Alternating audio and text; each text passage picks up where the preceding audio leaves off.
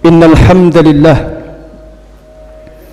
nahmaduhu wa nasta'inuhu wa nastaghfiruh wa na'udzu billahi min shururi anfusina wa min sayyiati a'malina may yahdihillahu fala mudilla lahu wa may yudlil fala hadiya lahu ashhadu an la ilaha illallah wahdahu la sharika lahu wa ashhadu anna muhammadan abduhu wa rasuluhu la nabiyya wa la rasula ba'dah.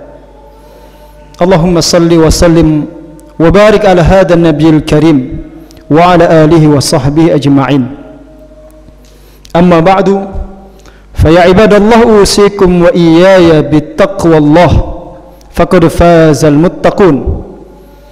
Faqala azza min qail ya ayyuhalladhina amanu taqullaha haqqa tuqatih wa la tamutunna illa wa antum muslimun.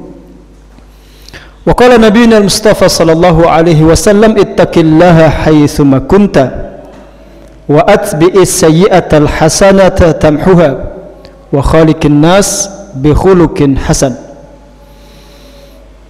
Ma'asyiral muslimin, sidang Jumat yang dimuliakan Allah Subhanahu wa taala. Pertama, kita bersyukur kepada Allah.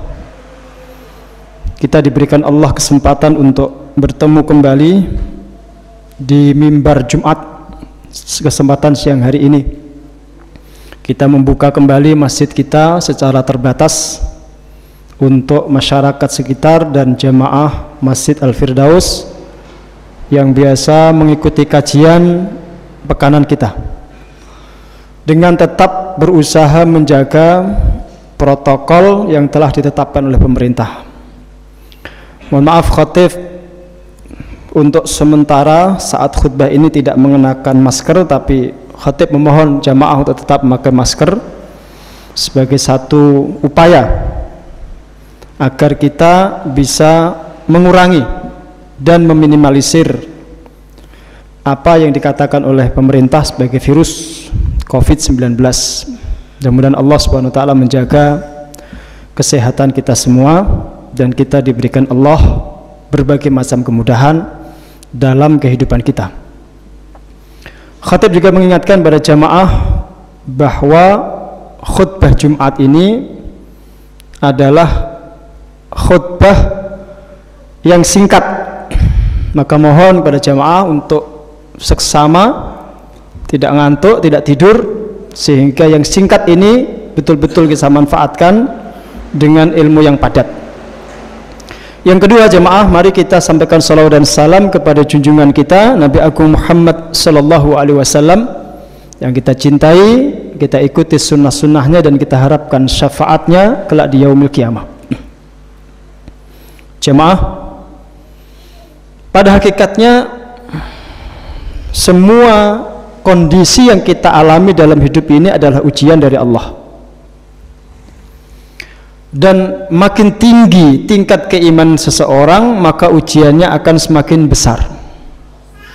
Oleh karena itulah Allah Subhanahu wa taala menegaskan satu kaidah di dalam surat Al-Ankabut. Allah Subhanahu wa taala berfirman, A'udzu billahi minasyaitonir rajim. Bismillahirrahmanirrahim. Alif lam mim. Ahasiban nasu ayyutraku ayyaqulu amanna wa hum la yuftanun. Apakah manusia mengira saat ia mengatakan kami beriman, kemudian mereka tidak diuji? Jemaah, yang diuji paling berat itu adalah para nabi. Kemudian setelah para nabi itu orang-orang saleh, para ulama kita. Kemudian orang-orang yang saleh lagi setelahnya, para siddiqin, para syuhada dan seterusnya. Makin tinggi tingkat keimanan, maka makin besar ujian yang diberikan Allah. Termasuk saat ini jamaah, ketika kita menghadapi pandemi, menghadapi wabah atau kondisi apapun yang kita hadapi selama ini, sebenarnya ujian dari Allah Subhanahu wa taala. Dan ujian itu ada yang lulus, ada pula yang gagal. Ada yang berhasil, tapi ada yang harus menggigit jari dan kemudian menyesali dirinya. Berbeda dengan ujian di sekolah. Kalau ujian sekolah itu bisa ada remedi, ada ujian susulan, ada ujian ulangan. Tapi dalam kehidupan ini tidak. Ketika kita dipanggil Allah Subhanahu wa taala, maka saat panggilan itu datang, tidak mungkin kita bisa mengulang apa yang pernah kita kerjakan selama kita hidup di dunia ini. Maka khatib ingin berwasiat agar apapun kondisi yang kita hadapi, apapun keadaan yang kita alami, kita berusaha untuk menjadi orang yang terus berusaha memperbaiki sisa-sisa usia kita. Pesan-pesan diingatkan Rasulullah SAW dalam banyak hadis itu mestinya kita kemudian pegang teguh. Rasul mengatakan dalam beberapa hadis, beliau menyebutkan, man kana yaumuhu khairan min amsihi fahuwa rabih. Barang siapa yang harinya, hari ini lebih baik daripada kemarin, maka dia beruntung. Wa man kana yaumuhu misla amsihi fahuwa khasir. Dan barang siapa yang hari ini sama dengan hari kemarin, maka dia rugi. Wa man kana yaumuhu aswa wa syarran min amsihi fahuwa maghbun. Dan barang siapa yang hari ini lebih buruk daripada hari kemarin, maka dia celaka. Dia termasuk orang-orang yang bangkrut, yang akan menyesal. Jamaah, sebenarnya wabah ini memiliki hikmah, dan di antara hikmahnya itu adalah bahwa setiap saat kita itu teringat bahwa kematian itu pasti, dan kaidah kematian itu tiba-tiba, tidak ada yang tahu. Sebenarnya kaidah ini sudah ada sejak Allah menciptakan manusia. Sejak semula yang namanya kematian itu ya datangnya tiba-tiba. Tapi dengan adanya wabah ini, hampir semua orang kemudian menyadari kembali hakikat kaidah ini. Maka di satu sisi kaidah ini kembali menyala. Di satu sisi wabah ini memiliki manfaat dan kegunaan. Ada manfaatnya untuk tazkirah kita semua, mengingatkan diri kita semua. Berarti kesimpulannya apa? Kita harus setiap saat siap kalau dipanggil Allah Subhanahu wa taala. Harus senantiasa berada dalam posisi siap. Kapanpun Allah Subhanahu wa taala memanggil kita, maka kita sami'na wa ata'na. Kita taat, kita mendengar kepada Allah dan kita taat. Itu posisi kita. Maka kita kemudian berusaha untuk memperbaiki sisa-sisa usia kita ini. Mudah-mudahan sisa usia kita yang kita tidak tahu ini masih berapa lama lagi, kita bisa jadikan ujung usia yang terbaik. Allah Subhanahu wa taala berfirman dalam Al-Qur'an surah Ali Imran ayat 102, yang tadi saya nukil di dalam muqaddimah khutbah. Allah mengatakan, ya ayyuhalladzina amanu taqullaha haqqa tuqatih wa la tamutunna illa wa antum muslimun. Wahai orang-orang yang beriman, bertakwalah kalian kepada Allah dengan sebenar-benarnya takwa, dan janganlah kalian mati kecuali dalam kondisi muslim. Jamaah, hakikat husnul khatimah itu pada dasarnya adalah ketika kita mati dan kita bisa memastikan kematian kita dalam kondisi beriman kepada Allah, dalam kondisi kita berserah diri kepada Allah. Itu artinya kita harus siap setiap saat dipanggil Allah. Maka para ulama kita zaman dulu itu, apapun keadaan yang mereka alami, kejadian apapun yang mereka lihat, selalu mengingatkan mereka kepada akhirat.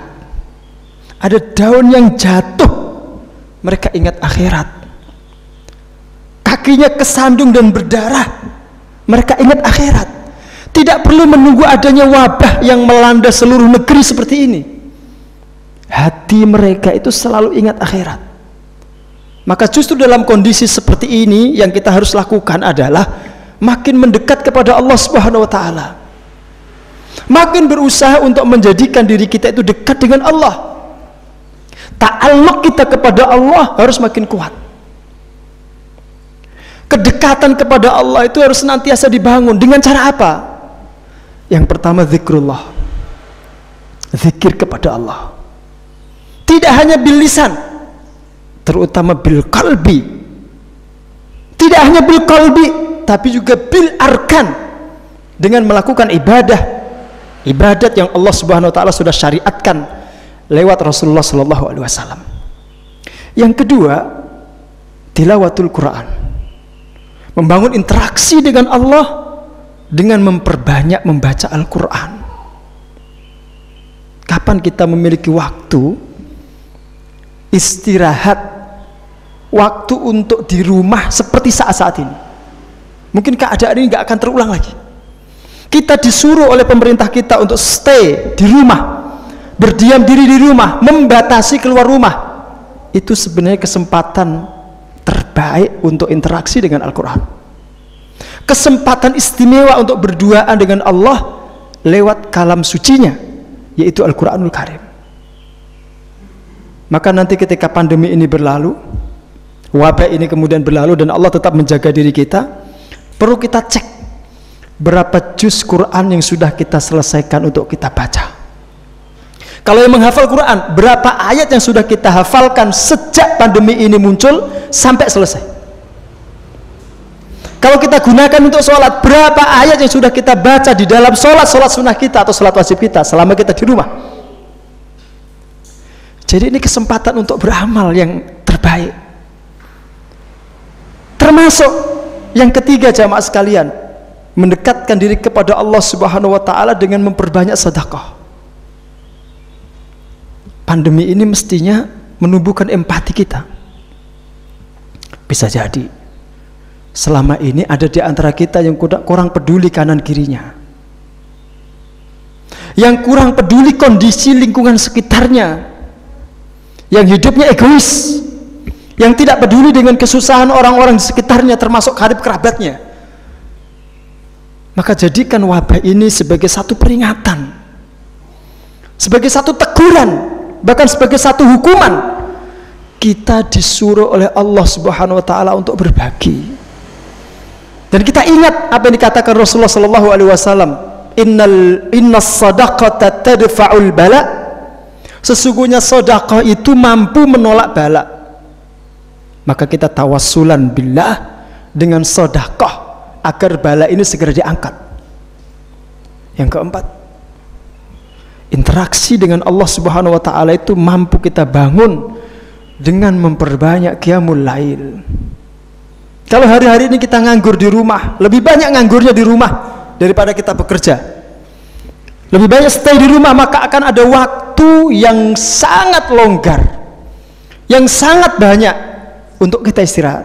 Kalau siang kita istirahat, pagi istirahat, malam mestinya kita bisa bangun untuk sholat. Malam itu mestinya kita bisa bangun untuk qiyamul lail, untuk tahajud, mendekatkan diri kepada Allah Subhanahu wa taala. Dan kalau kemudian tidak hanya kita, masyarakat kita, tidak usah sampai 270 juta, 100.000 orang saja bisa qiyamul lail, kemudian dari 100.000 itu ada di antara mereka yang didengar doanya oleh Allah, maka kami yakin wabah ini akan segera diangkat oleh Allah Subhanahu wa taala. Tidak ada wabah yang diturunkan kecuali karena maksiat, dan tidak ada yang bisa mengangkat kecuali taubat kepada Allah Subhanahu wa taala. Maka ini waktu yang paling cocok bagi kita untuk taubat kepada Allah, mendekat dan semakin mendekat kepada Allah Subhanahu wa taala. Maka mestinya di hari-hari seperti ini masjid-masjid kita itu kita pakai untuk tilawah Quran, kita perdengarkan Quran, murotalan kita putar.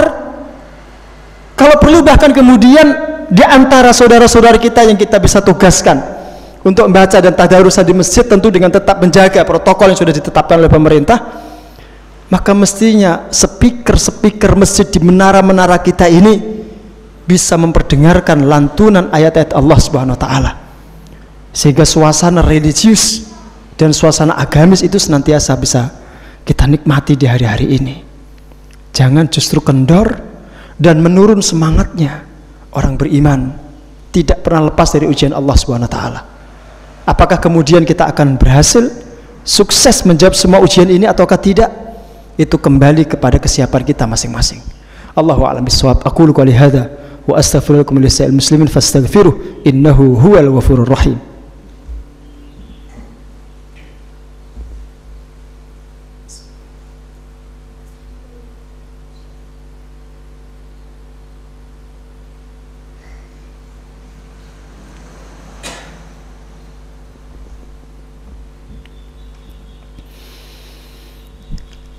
Alhamdulillahi wa kafa. Wassalatu wassalamu ala nabiyil mustafa wa ala alihi wa sahbihi ahli sidqi wal wafa. Amma ba'du, fa inna astaqal hadits kitabullah wa khairal hadi hadi Muhammadin sallallahu alaihi wasallam. Wa syarrul umuri muhdatsatuha wa kullu muhdatsatin bid'atun wa kullu bid'atin dhalalatun wa kullu dhalalatin finnar. Pada khutbah yang kedua ini khatib ingin menyampaikan pesan yang tidak kalah penting daripada yang saya sampaikan di khutbah yang pertama. Jamaah, Ramadan tinggal kurang lebih 1 pekan. Maka kalau kemudian kita dalam kondisi siap dan penuh dengan persiapan, saya kira tidak perlu ada yang berkurang daripada kualitas Ramadan kita dibanding tahun-tahun sebelumnya. Tidak boleh kondisi-kondisi yang sulit saat ini kemudian menjadikan kita lemah, tidak berdaya, bahkan kemudian Ramadan itu berlalu dengan sia-sia. Tidak boleh kemudian justru kesempatan emas untuk mendekat kepada Allah di bulan Ramadan kemudian kita sia-siakan begitu saja. Maka mulai hari ini kita persiapan. Kita melakukan persiapan demi persiapan agar Ramadan tahun ini lebih maksimal daripada tahun sebelumnya. Apa saja persiapan itu? Yang pertama persiapan rohani. Yang kedua persiapan keilmuan, persiapan fikri. Yang ketiga persiapan jasadi. Persiapan rohani membangun mental, menguatkan akidah, menguatkan ma'nawiyah. Itu persiapan yang paling asasi. Maka kita kembali buka ayat-ayat Al-Quran yang terkait dengan puasa. Bagaimana Allah Subhanahu wa ta'ala mengingatkan kita, ya ayyuhalladzina amanu kutiba alaikumus siyam kama kutiba alal ladzina min qablikum la'allakum tattaqun. Khatib mengingatkan, puasa itu berat, akan bertambah berat lagi kalau kondisi kita masih dalam kondisi wabah seperti ini. Tapi yang berat itu oleh Allah Subhanahu wa ta'ala diringankan untuk orang-orang beriman. Maka syariat puasa itu ibadallah mafrudatun alal mu'minin laisa ala ghairihim. Puasa Ramadan yang berat itu diwajibkan Allah hanya untuk orang beriman, bukan yang lain. Tahun di mana pertama kali puasa itu diwajibkan, tahun kedua Hijriah. Di waktu Allah wajibkan puasa Ramadan, untuk pertama kalinya itu Allah juga wajibkan jihad fisabilillah. Maka terjadinya perang Badar yang dialami Rasulullah dengan para sahabat itu terjadi ketika para sahabat sedang puasa Ramadan. Puasa bertemu jihad, berat luar biasa, tapi ringan bagi orang-orang yang beriman. Maka puasa tahun ini ketika bertemu dengan wabah, berat tapi ringan bagi orang yang beriman. Maka minta kepada Allah Subhanahu wa ta'ala agar kita diberikan kekuatan oleh Allah, dekap Al-Quran kita sekuat tenaga, agar energi dan spirit Qur'ani itu mampu meringankan beban yang berat itu. Mari kita berdoa kepada Allah Subhanahu wa ta'ala. Mudah-mudahan Allah memberikan kekuatan kepada kita semua, menganugerahkan kita istiqamah, dan mudah-mudahan wafat dalam kondisi husnul khatimah. Alhamdulillahi rabbil alamin, hamdan syakirin, hamdan na'imin, hamdan yuafi ni'amahu yukafi'u mazidah. Ya Rabbana lakal hamdu wa lakal syukru kama yanbaghi li jalali wajhikal karim wa azimi sultani. Allahumma ighfir lil muslimina wal muslimat wal mu'minina wal mu'minat al ahya'i minhum wal amwat innaka sami'un qaribun mujibu da'awat wa ya qadiyal hajat wa ya arhamar rahimin. Allahumma ighfir lana wa liwalidina warhamhum kama rabbawna sighara. Allahumma ighfir lana dhunubana wa kaffir 'anna sayyi'atina wa tawaffana ma'al abrar. Ya Aziz ya Ghaffar ya Dzal Jalali wal Ikram. Allahumma a'izzal Islam wal muslimin wa adhillal syirka wal musyrikin wansur ibadakal muwahhidin. Allahumma ansur man nasara ad-din wa akhdhul man khadhala ad-din. Allahumma dfa' 'anna al-bala wal waba wal mihan wasyada'id والسيوف المختلفة ما ظهر منها وما بطن من بلدنا أندونيسيا ومن سائر بلدان المسلمين إنك على كل شيء قدير. اللهم دفع عنا البلاء والوباء والمحن والسيوف المختلفة ما ظهر منها وما بطن من بلدنا إندونيسيا ومن سائر بلدان المسلمين إنك على كل شيء قدير. ربنا ظلمنا أنفسنا وإن لم تغفر لنا وترحمنا لنكونن من الخاسرين. ربنا آتنا في الدنيا حسنة وفي الآخرة حسنة وقنا عذاب النار والحمد لله رب العالمين وأقم الصلاة.